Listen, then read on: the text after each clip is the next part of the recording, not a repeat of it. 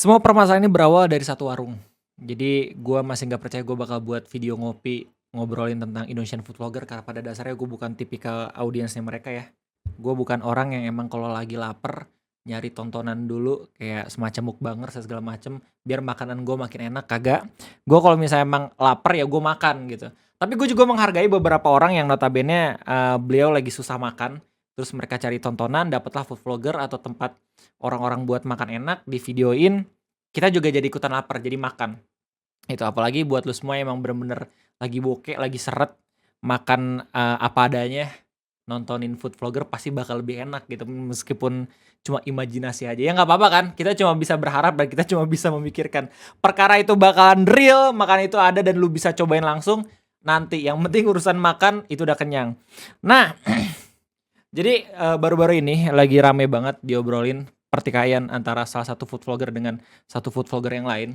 Ini awal bermula dari TikTok ya, tapi gue taunya dari Twitter. Pada suatu hari gue lagi nge-scroll Twitter terus gue menemukan sebuah akun yang, sepertinya beliau emang spesialis di bidang fast and beverage atau seorang chef, tapi gue nggak bisa mengkonfirmasi, gue cuma ngelihat dari bio-nya doang. Nah, beliau ini buat tweet atau buat thread yang isinya bagaimana seharusnya food reviewer secara profesional itu bekerja. Nggak ada tuh istilahnya food reviewer profesional itu kalau misalnya emang dihidangkan makanan yang nggak enak atau rasanya kayak sampah, dia bilang enak gitu karena dia kenal sama yang punya restoran. Kagak. Di bidang profesional atau di bidang F&B, kalau misalnya emang ini makanan nggak enak dan emang jelek gitu bentuknya, dia bakal bilang jelek, dia bakal bilang sepahit-pahitnya, dia bakal bilang sepedes-pedesnya kalau misalnya makanan itu nggak layak buat disantap sama umat manusia gitu men. Soalnya hal-hal atau kritikan-kritikan pedas itu kalau misalnya dalam bidang F&B katanya itu bisa mengembangkan skill koki atau bisa mengembangkan bisnis sehingga bisa menjadi lebih baik lagi ke depannya. Nah, tapi kalau di Indonesia itu beda. Soalnya kan kita mengedepankan adab ya dan juga sopan santun. Apalagi ketika lu jadi YouTuber dengan viewers yang berjuta-juta, terus lu punya audiens yang emang setia banget nontonin lu makan, nontonin lu nge-review HP dan segala macem, nge-review film gitu. Tiba-tiba lu dikirimin produk nih, makanan 50 kardus. Terus lu disuruh buat nge-endorse dan lu disuruh buat ngekritik nih enak atau enggak sebenarnya. Gue yakin beberapa review pasti lebih mengedepankan terlebih dahulu kalau misal makanan gak enak ya, lebih mengedepankan asas adab dan juga sopan santun dibanding dia harus ngomong secara pedes ini makanan jelek, ini makanan gak enak gitu men. Biarkan orang lain saja yang emang review jelek, gue yang penting bisa tetap berhubungan baik dengan orang yang nge-endorse gue gitu. Tapi gue yakin beberapa YouTuber itu review itu masih ada yang mengedepankan kredibilitas dan juga objektivitas sehingga apa yang dia buat dalam videonya tersebut benar-benar pure dan juga jujur ada dalam hati dan juga pikiran dia ketika nge-review filmnya ataupun nge-review makanannya. Lu semua mungkin mempertanyakan di mana benang merahnya antara ada satu akun fast and beverage di TikTok yang ngomongin tentang food review sama perseteruan antara satu food vlogger dengan satu food vlogger yang lain. Gue juga penasaran dan akhirnya gue coba nyari tahu, terus menemukan ternyata sumber utama permasalahan tersebut ada di TikTok. Intinya ada satu food vlogger namanya Makan Lur. Dia buat review tempat makan gitu, yang notabene itu tempat makan punya selebgram atau orang terkenal di internet namanya Nyak Kopsah. Dia nge-review secara jujur, sejujur-jujur ya, terus apa adanya. Apa yang dia lihat dalam video benar-benar dikomentari dengan baik secara audio gitu. Tapi sepertinya dari sudut pandang owner itu dilihat sebagai video kritikan yang sangat pedas dan pahit yang mungkin Pak Maduna nggak percaya kalau misalkan apa yang ada dalam video itu tempat makannya sendiri gitu men. Inti dalam video tersebut ada 3 poin yang bisa gua tangkap. Yang pertama, si Makan Lurnya ini benar-benar ngasih lihat gimana kebersihan dan juga tempat makannya. Yang kedua tentang rasa dan juga harganya seperti apa. Dan yang ketiga itu tentang servis dari pelayannya sendiri. Apalagi ketika lu lagi take away tiba-tiba dikasih kresek terus lu abis itu bungkus sendiri makanannya. Gue juga baru pertama kali ngelihat kalau misalnya lu minta take away lu bungkus sendiri itu gue nggak pernah kepikiran sih. Ini baru pertama kali juga gue ngelihat seperti apa. Dan mungkin videonya rame gara-gara hal itu.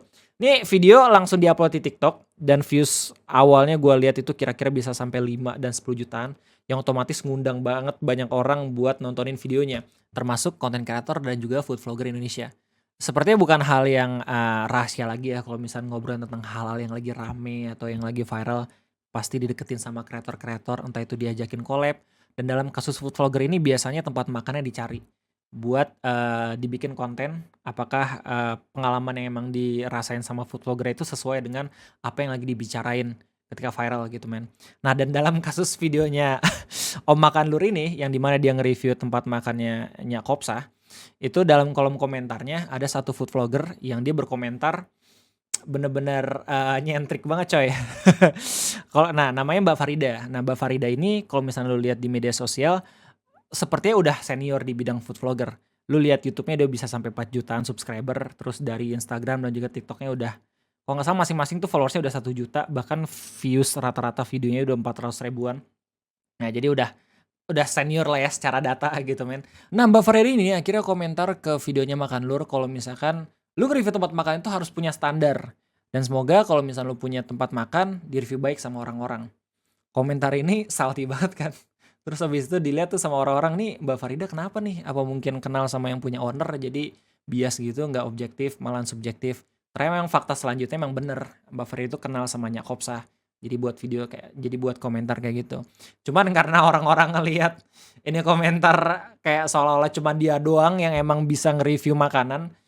Dalam satu komentar tersebut, Mbak Farida mendapatkan julukan sebagai sepuh food vlogger sama orang-orang di TikTok. Kayaknya udah sampai juga di Twitter. Jadi kalau misalkan lu ngeliat video-video terbarunya Mbak Farida sepuh ini, pasti ada tuh di komentar kayak, "Puh, sepuh ajarin dong review tempat makan, Puh, sepuh standarnya kayak gimana," gitu.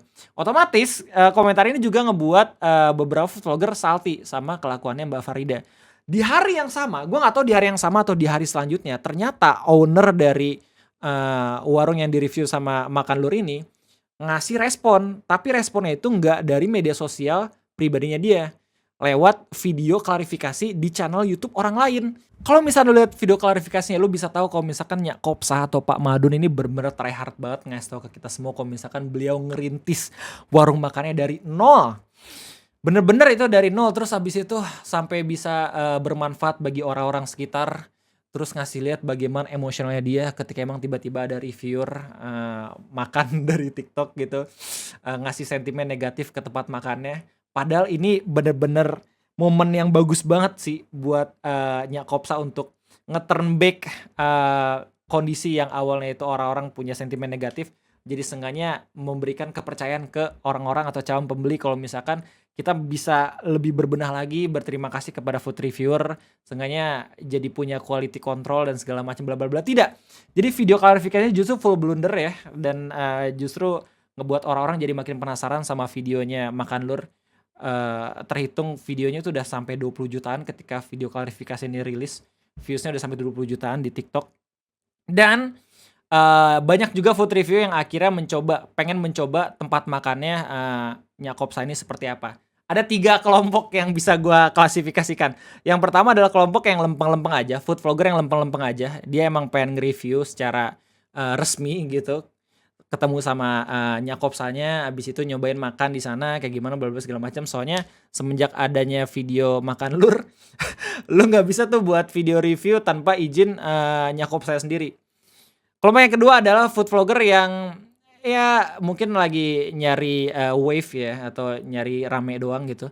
Dan yang ketiga food vlogger yang dia menjaga objektivitas dan juga kredibilitasnya. Dengan cara mereka nggak mau di-treat sebagai food vlogger, tapi diam-diam sebagai pelanggan seperti apa. Gue udah ngeliat 2 video reviewnya yang seru. Yang pertama Code Blue dan yang kedua itu videonya JWS Bros. Di video JWS Bros itu bagus menurut gua, soalnya dia benar-benar objektif dan juga nilai kalau misalkan makanan itu sebenarnya standar, bukan makanan yang bukan makanan yang enak banget dan juga bukan makanan yang jelek banget juga, tapi standar lah, standar dengan harga segitu yang lu dapat. Dan ketika mereka ke sana kebersihannya sepertinya udah ditingkatkan lagi, udah nggak separah ketika ada dalam video Makan Lur. Terus abis itu ya mereka nggak bisa buat videonya di restoran karena pada dasar harus izin dulu ke Nyak Kopsa. Terus ada videonya Code Blue. Nah, ini benang merahnya nih bro, permasalahan antara Mbak Farida dengan Code Blue. Kenapa permasalahannya di antara kedua ini? Karena Code Blue itu ngerespon komentar dari Mbak Farida terhadap videonya Makan Lur. Ingat kan kalau misalkan Mbak Fari itu komentar ke video makan lur, kalau misalnya lu tuh harus punya standar ketika buat review. Nah, Kode Blue ini buat review di tempat yang sama, di tempatnya Nyak Kopsa, dengan caption ya kita nggak punya standar bla bla segala macem ya, kayak nyindir gitu lah. Nah, terus habis itu kan video diupload, saling sindir tuh Mbak Farida juga tahu kan, akhirnya video habis itu saling sindir segala macam sampai ada dalam tahap di mana Mbak Farida itu blunder 2 kali. Soalnya beliau ini justru ngeresponnya dengan cara ngasih tahu penampilan dari Kode Blue yang harusnya dirahasiakan, ya kayak nge-spill informasi pribadinya lah. Yang ada dalam tahap sampai dalam tahap di mana Kode Blue-nya sendiri kayak ngerasa Mbak Farina harus minta maaf, soalnya emang udah bukan ranah ke sindir-sindiran ataupun profesi lagi, tapi udah masuk ke pribadi gitu, harus minta maaf. Nah, videonya Mbak Sepuh Mbak Farida ini udah di take down ya soal nge-spill atau ngedoxing dari informasi pribadinya Kode Blue, dan ya tapi sepertinya beliau masih belum buat video permintaan maaf ke Kode Blue, soalnya ya nggak terima atau mungkin emang egonya masih tinggi gitu dan ini permasalahannya masih berlanjut sampai sekarang gitu soalnya Kode Blue kayaknya udah bener-bener ngasih laporan resmi ke polisi gitu. Sementara kalau misalnya kita lihat permasalahan utama antara Makan Lur yang review tempat makan dan juga Nyak Kopsanya sendiri, sebenarnya mereka udah baik-baik saja gitu soalnya kalau misalnya dilihat dari media sosial pribadinya masing-masing, Nyak Kopsa sendiri nih udah udah ngupload video gitu bareng dokter siapa gitu gue lupa. Beliau bilang kalau misalkan semua yang emang review tempat makan itu anaknya dia masing-masing kayak gitu, anaknya dia gitu. Ya termasuk Makan Lur, Jojo dan segala macam. Sementara di IG-nya Makan Lur sendiri itu doi udah sepertinya akrab sama anaknya Nyak Kopsa gitu. Jadi ini kayak hubungannya udah baik-baik saja gitu. Soalnya ya secara secara garis besar, secara kacamata yang luas ya, Nyak Kopsa dan juga Makan Lur juga udah bersimbiosis mutualisme sih. Jadi secara tidak langsung Nyak Kopsa dapat pelanggan-pelanggan baru, terus habis itu dapat quality control baru, seenggaknya biar bisa bikin bisnisnya makin baik lagi. Sementara dari Makan Lur sendiri dapat atensi dan juga dapat predikat kalau misalnya dia itu nge-review makannya secara jujur gitu Tapi permasalahan dari Kode Blue dan juga Mbak Farida Sepuh ini masih belum kelar sampai sekarang. Oke, gue lihat di Instagramnya yang masih belum kelar ketika gue juga ngedit video ini gitu Intinya dari permasalahan ini adalah sekarang jujur tuh mahal jujur tuh mahal banget, apalagi ketika lo jadi content creator. Nah, kalau misal lu nemu kreator reviewer yang emang sampai sekarang masih mempertahankan objektivitas sama kredibilitas mereka, lu pertahanin. Karena lu tahu apa? Karena Kode Blue sekarang udah berdamai sama Nyak Kopsa gitu Bener-bener sekarang Mbak Farida Sepuh ini sendirian gitu. Gue gak tau kelanjutannya kayak gimana, tapi nih plot twist banget, lu bisa lihat di thumbnail fotonya kayak gimana gitu.